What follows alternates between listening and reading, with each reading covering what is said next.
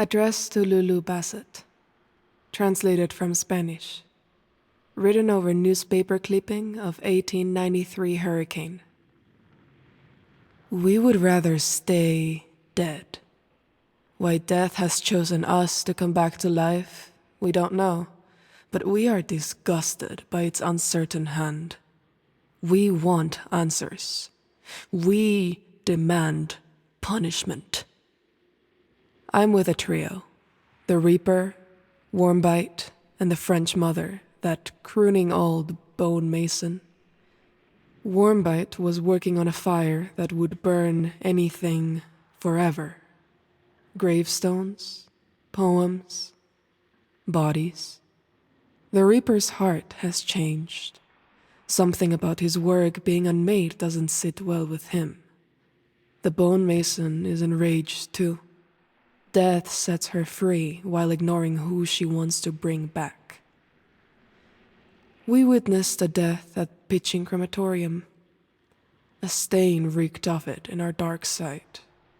We gathered to sit in a circle around the corpse, stoking a cook fire, eating a rabbit. "Do you think it will rise?" Warmbite asked.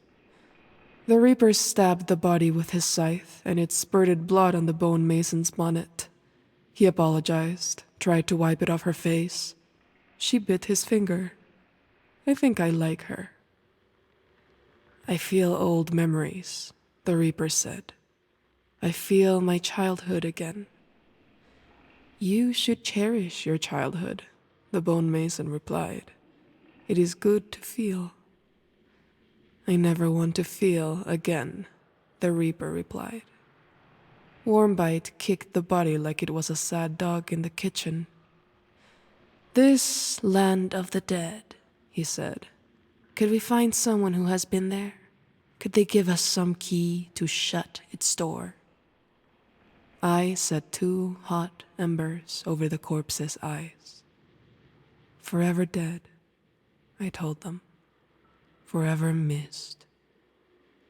Our pact is forged. Our mission is true.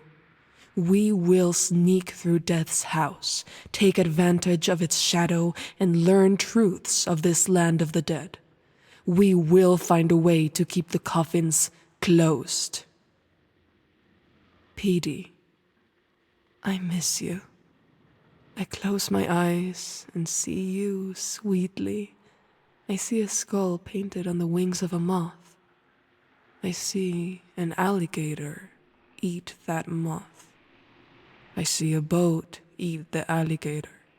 I see 1,000 fires eat the boat. I see the night eat the fires, and then I see a sculpture. I rip the tongue out of it. I rip the tongue out of everything. Near illegible text scrawled in boy notebook. Author unnamed, undated. Chisel these words into the inside of your eyelids. We vow to let the sculptor make of us the sculpted. May we speak with the throats of insects and seep into wishes of their many thousand eyes.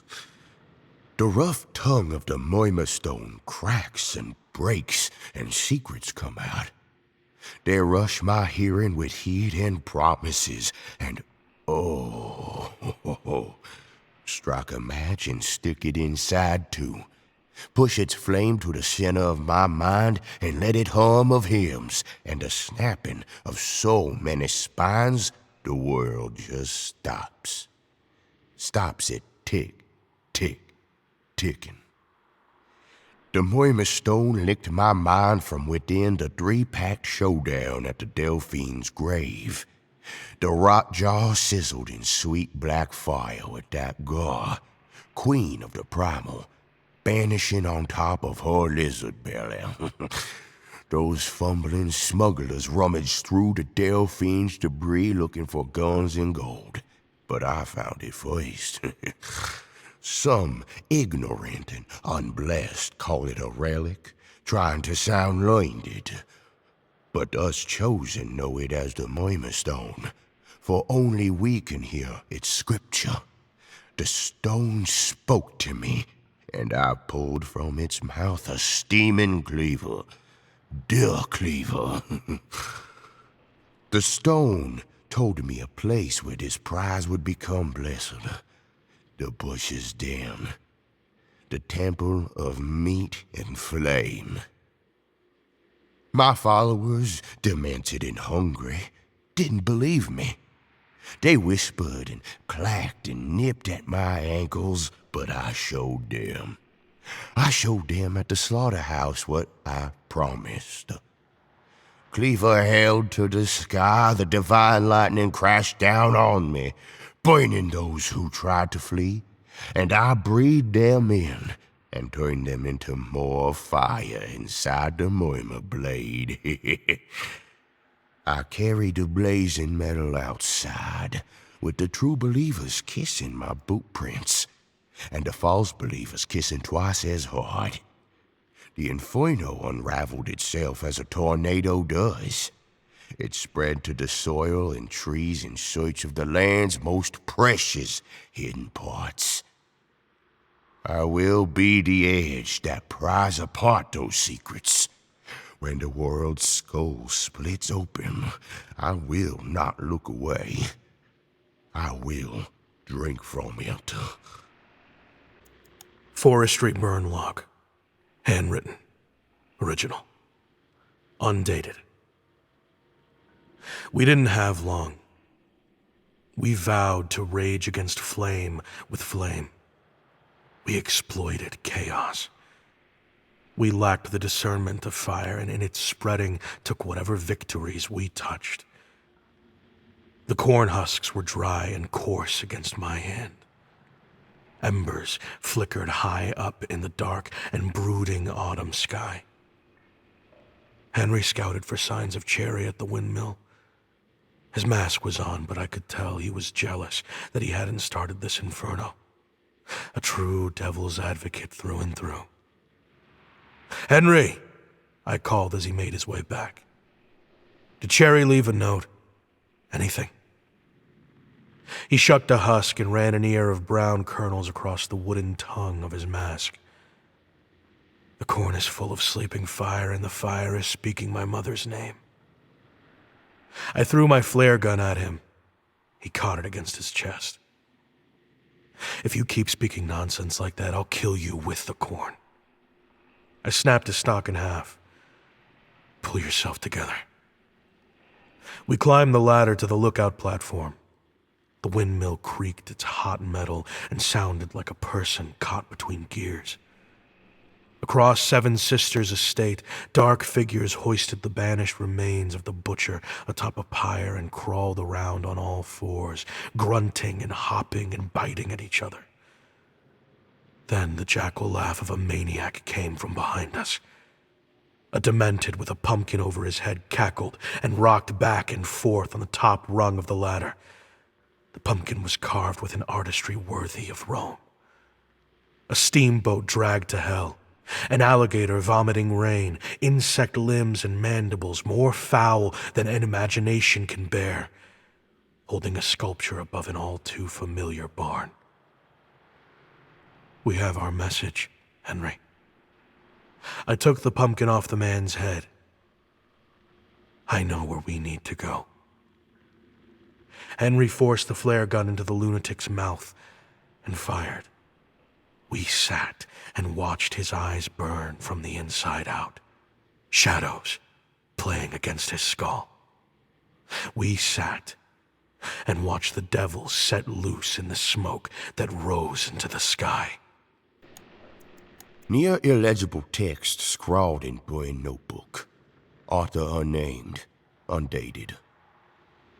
We caught him sniffing around, trapping at our altars. The beast hunter tossed the kid to the ground, all wrapped up pretty in barbed wire. You know what we do with sniffers? I hoisted him onto our new altar. We removed the tool that sniffs. We took turns spiking grubs and rat dumpers onto the points of the kid's sharp metal cocoon. "Why do you think these altars give us gifts?" I asked him. He sputtered bile through the tight wire. "Because we are ants," I continued, "worthless without direction." I grabbed a follower, a false believer, unworthy from the doubt flittering in the pus of their eyes, and tossed him to the ground before stomp, stomp, stomping his skull rotten apple smooth. "How worthless?" I asked those who remained. "Worthless as the split piglet eaten by worms," they replied. I brought out their favorite object, the split piglet, so small and dead, so filled with maggots and feral blood milk. Mosquitoes drank its splendor and flew with fat bellies to feed themselves to beetles hungry in the rafters. "Will the sculptor turn us into art?" a follower on her knees wanted to know, brushes and dye strewn around her like a true painter. "Yes," I told her. I dipped my fingers into the piglet and marked her forehead with the juice. "We will gut and slash and slaughter and maul and bite and tear and bash our heads into hollows that heads weren't meant to hollow inside of. We'll scream inside their bodies, a prayer to set us free," they all chanted. I squeezed the piglet's blessings into the Moima Stone's mouth, all the curds and blisters and red milk gore. It hummed and delivered my intentions. "Now," I proclaimed, pressing my shotgun to the kid's face, "let's turn you into paint." Near illegible text scrawled in bird notebook. Author unnamed, undated. The spiral stairs were draped with bird bones. Feathers fluttered and fell with the stink of egg rot and oil. My pig heart felt cradled by mantises, my face on their faces as they feasted and became holy into hog blood. At the top, I found a scrapper's roost, and two of them stooped there. They wore their target's beak over their faces. Morrigan and Midian, two tall lovebirds side by side, strapped with trash, totems, offerings. In their hands, one wingless crow, tired and bleeding. I held out a squirming piglet, kissed its freshly sewn shut eyes. I squeezed hard and it squealed, hailing my lord of meat and flame. I leaned over its snout and bit its tongue and ripped it out, teeth smooth.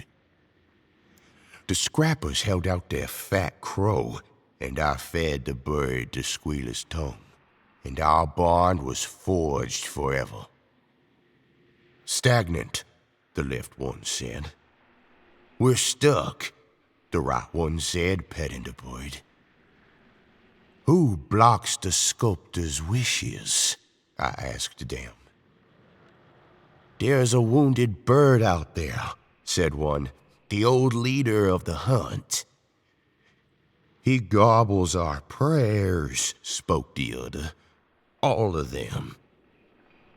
"Finch," I said, and the scrappers screeched and shivered their feathers loose. "Finch," they agreed. "False bird, false leader. He blocks us from the pathways our scrap beak uses." I nodded. "He used to lead us all fair and true. I admired him. Now he clips our wings." "He hobbles our ankles and pigs," they replied. "Wah, bwah, spittle, mwah, mwah," went my little piglet. "Crew, crew, caw-caw, caw-caw," went the crow. We placed our pets in a rift nest and watched the embers swirl. We shushed them to sleep. We sealed them away. We knew when Finch bled his last that they would carry our wishes to our Lord on his chittering throne, and the pathways would be cleared. Forestry burn log, handwritten original, undated. Infernals entered the barn one by one, singed and stinking. The fires outside had spread on the wind. The heat had purpose and weight. It was oppressive to the point of darkening the night. I took the pumpkin from my smock and showed them. This is a message from Cherry. Private Eye came from the corner and inspected the carvings. See these moon phases? She drew her finger along the orange skin. Fort Karmic? And here, the Murmur Stone. Pigs kissing it. Looks like Cherry wants us to lay siege to the slaughterhouse tomorrow. You gather all that from a gourd, Blackcoat asked. We wouldn't have to do this at all if the captain hadn't sunk his boat in the stone. She pointed to him, the Delphine's coward of a captain. He sat on a crate of beetles to keep the lid on as they buzzed with the will to combust. Bad luck to let a woman speak amongst us, the captain said. Blackcoat produced a baseball bat from his jacket and swung. He hit the captain in the chest hard enough to fling him into the air.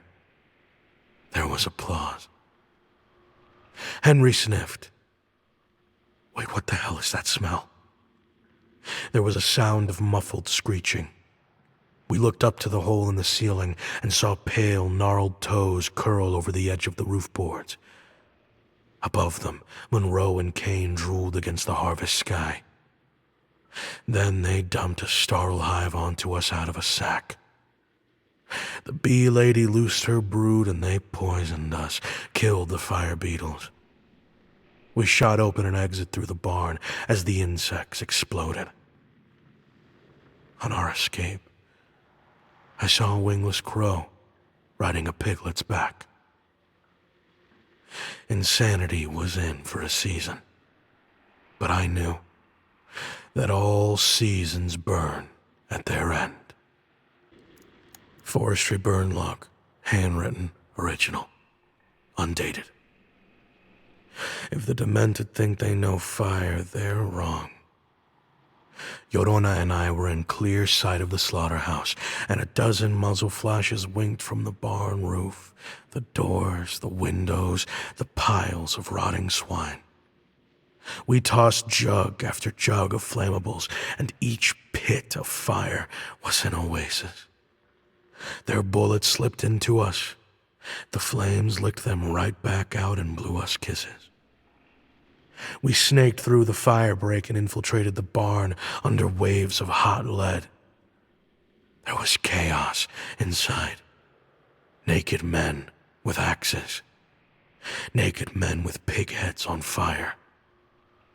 I shot blindly into the mess, moved up the stairs and found the Murmur Stone, enshrined as depicted on the pumpkin, worshipped by pigs. Living ones, dead ones, men sewed inside sow skins too. Llorona used a sticky bomb and leveled the shrine. I grabbed the Murmur Stone, then ran to the roof. There stood the Demented leader, face to face with Cherry. Our infernal founder held firm with the flair of a magician who had just decapitated his audience. Don't you wonder, Cherry spoke to the butcher's cleaver, why the sculptor let you unleash the inferno, only for us to be healed by it? The butcher's cleaver roared, not squealed or screamed, but roared. The sound of a stone animal being ripped in two shook the foundations of the compound. Cherry stood petrified before such a miracle. I jumped off the roof and retreated with the Murmur Stone while the rest of the Infernal held off the Demented. The Murmur Stone whispered to me in the woods as we escaped. Just one word. The same one. Over and over again. That only I could hear. Drown. Drown. Drown. Addressed to Lulu Bassett. Translated from Spanish. Written on a page torn from a ship's logbook. We passed the kid floating at the docks, swaddled in pig meat, straw, and pumpkins. Half his face was gone. The water and mud parted like a mouth and swallowed him away. Our search led us to Mama May, tending a new flower that could give us answers. In the warehouse with catfish chandeliers, we found a board in a planter propped against a tomato trellis. It had a crooked spine grown from it, a skull, and a half-flesh, half-wooden face that blinked at us. This was wreckage from that cursed steamship, this Delphine. Haunted. Dreaming dead ship dreams. Mama May buried severed fingers in its soil and left us to interrogate. "Give us your name," I commanded. The face spit seawater at me. The bone mason waddled up to the boardman. She pulled a cracker from her satchel and offered it to the thing. It refused. "Nothing matters," it rasped. "I've sailed winds born from the mouth of death." The Reaper took the cracker for himself. Then he crooked his scythe into a soft spot in the board's skull. "Lulu, did you know wood can scream?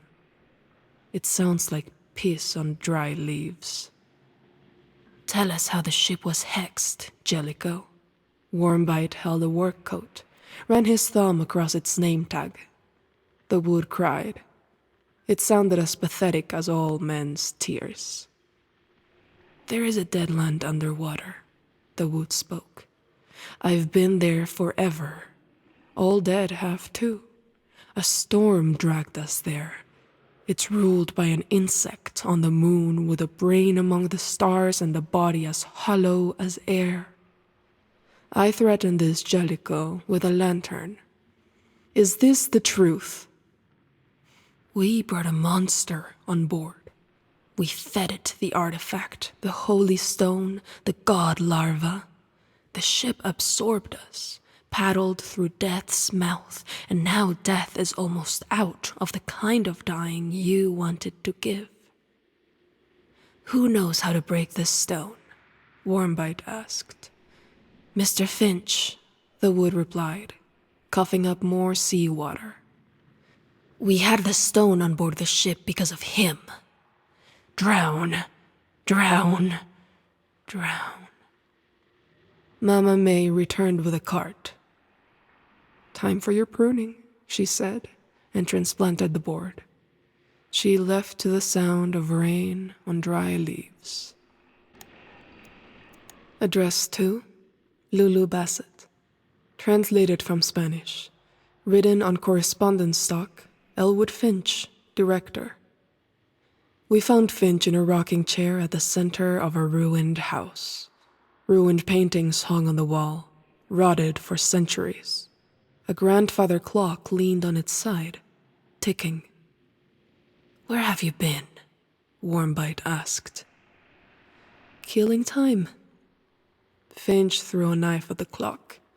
It didn't stick. The bone mason hurled an axe and smashed the clock face.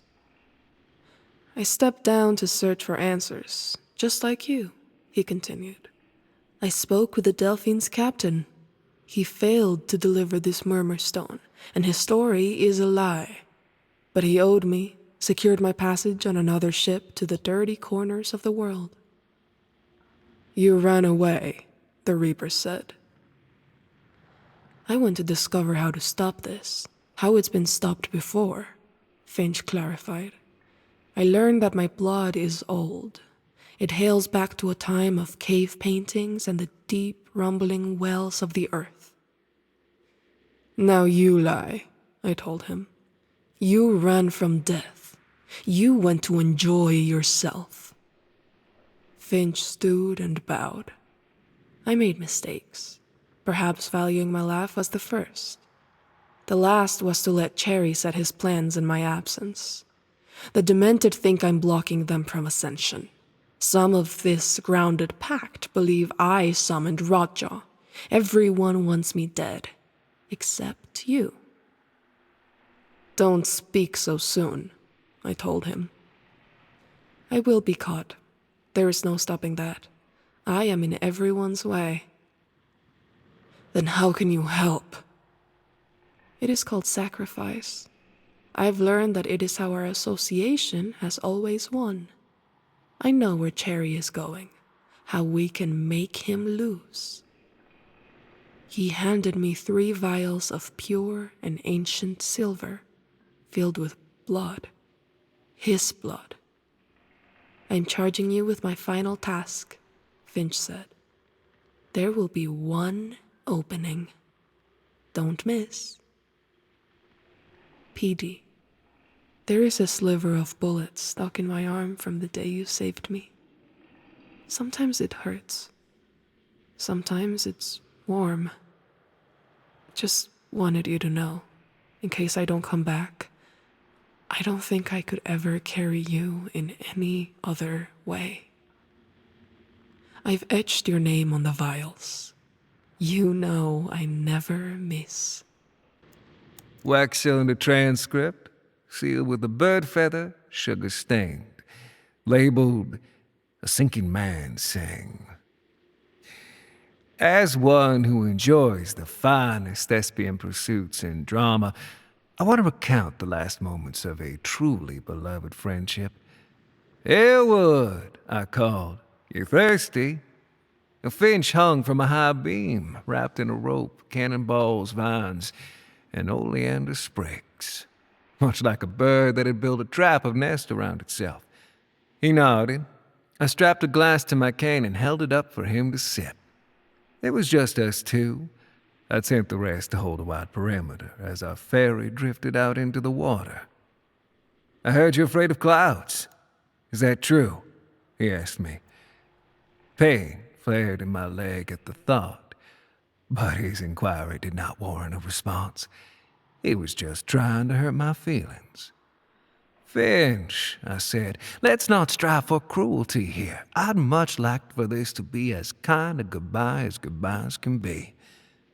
I took in the scene, smelled the fine autumn flowers that were set in big arrangements of firebush and angel's trumpet.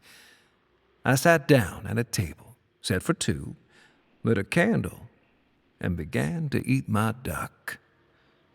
"That's the same dinner we had when you signed on to the organization," he observed. "Did you bring the beignets?" I pulled a cloth from the top of a basket and blew powdered sugar off them. "I guess I am a bit sentimental," I said. "Who knows what's going to happen next? And between you and me, sometimes I wonder if I've gone too far." "Well, a normal man would just stop," Finch said. But a normal man doesn't learn magic tricks." I flipped open my revolver, flourished my hand to produce a bullet. I held it to Finch, rubbed it, and it swept off into the air, spun, held still in the breeze before gliding into the chamber. I'd applaud if I could. No need.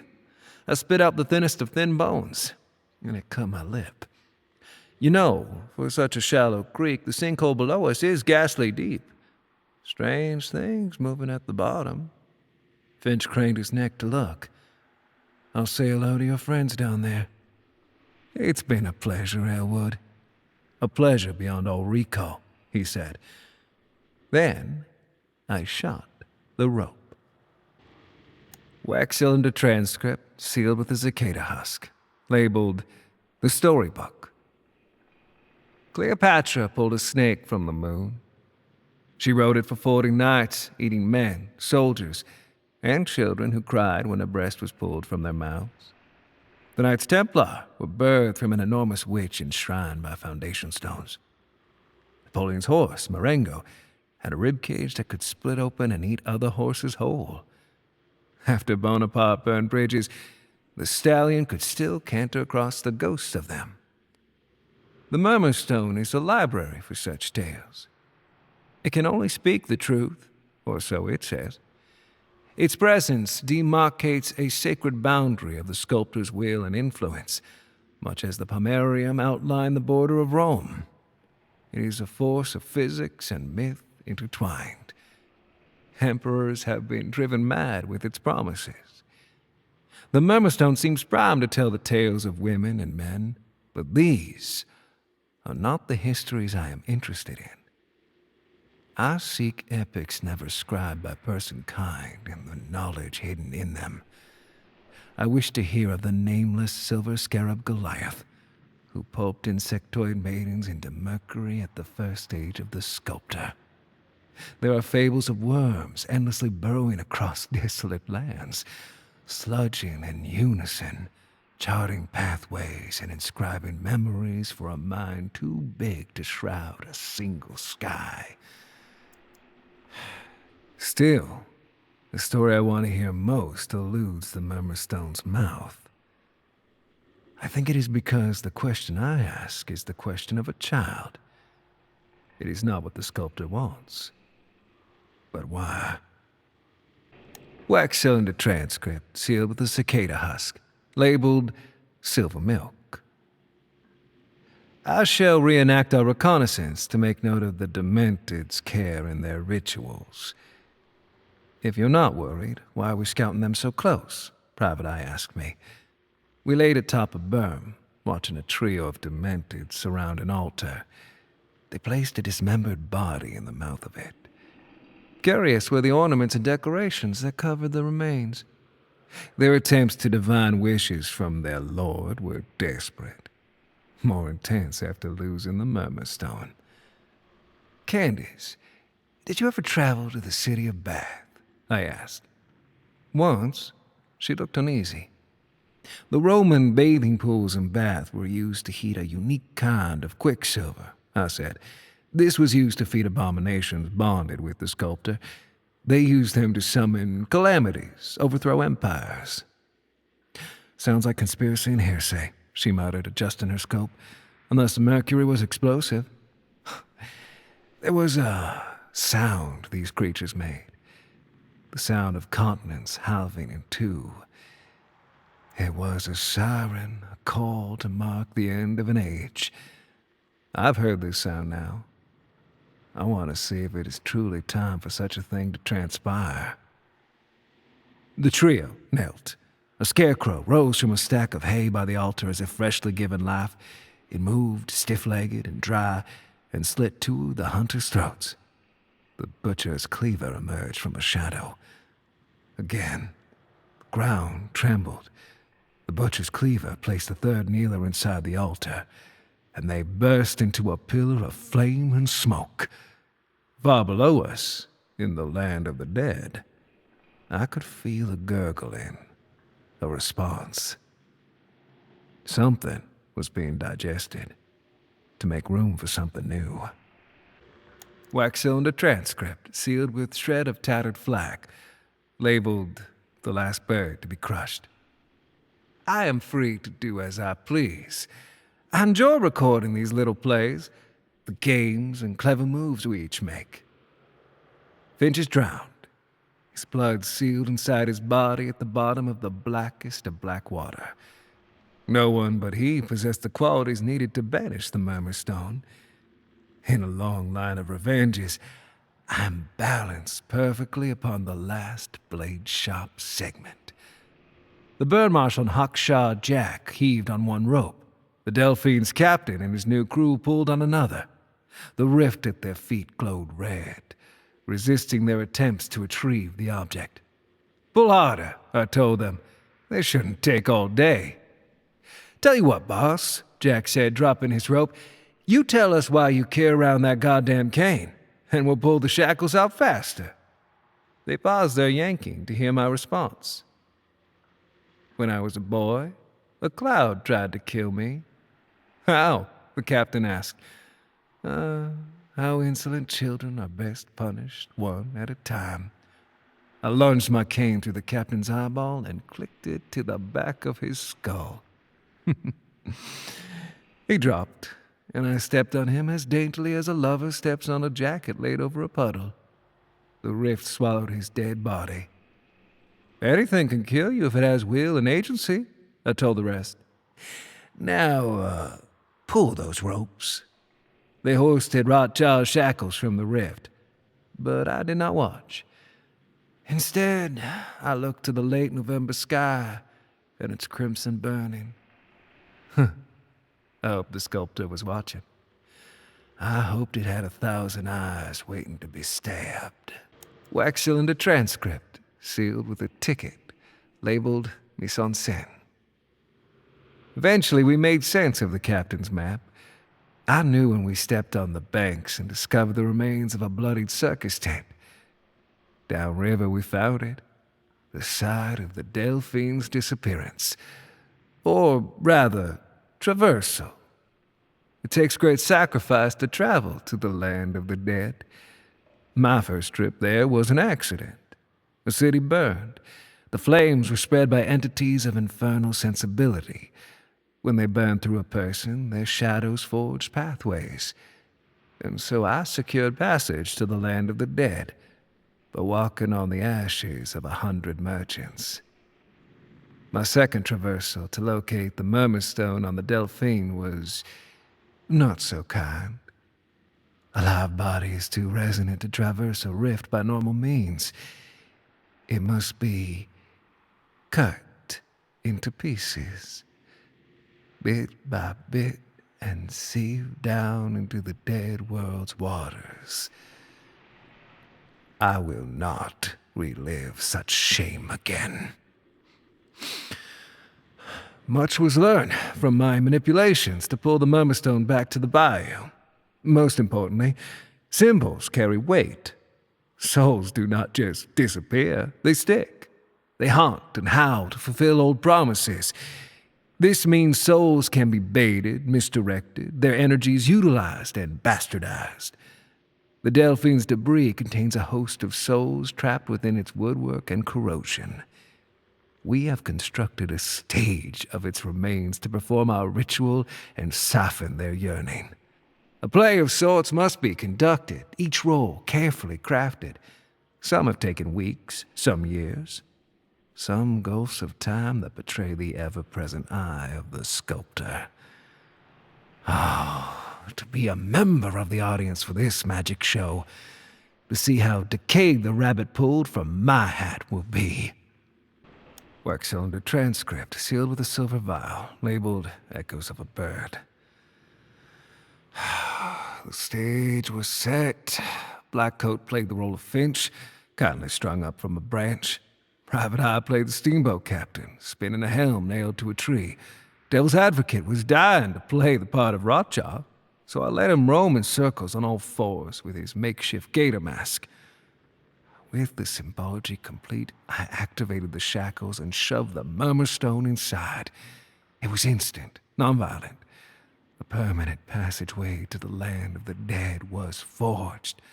The soul of the navigator existed inside the Delphine's remnants, longing for dead waters.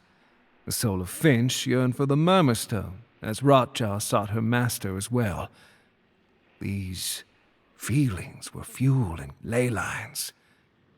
They were so easily baited, molded into spiritual architecture. Then the Death Pact ambushed my achievement. They could have only learned of this site from Finch. Beetles choked the high ground. Wormbite sniped everyone on deck. The Reaper found many soft spots on necks with his scythe. Everywhere that bone mason aimed put a hole in someone. Sophia rose from the creek flotsam, dripping, her skull face looming behind a crossbow. I'm not a coward. I must have sensed a miracle about to unfold because I ducked, and her bolt flew and met the gateway. The silver of its casing should have been stopped by the physics at play. Its metal must have been cursed, blessed, enchanted. I do not know. Because it punctured the veil and splattered red against the Murmurstone's mouth with the bright speckled red of Finch's blood. All I wanted was an easy-to-trod pathway, a personal back door. But even doors can be corrupted, it seems. The Murmurstone screamed wide, vanished, and its connection to the sculptor multiplied as eyes do in the facets of a stolen diamond. Dead arms flushed from a chasm that split the shackles, the stage, the very ground itself. The arms recognized me. Bloated eyes knew my name. I smelled sulfur, steaming from the Delphine's captain as his spine emerged and bent at sharp angles, his hand grasping for my cane. The clarion call of a new age rang out. Its name was Desolation.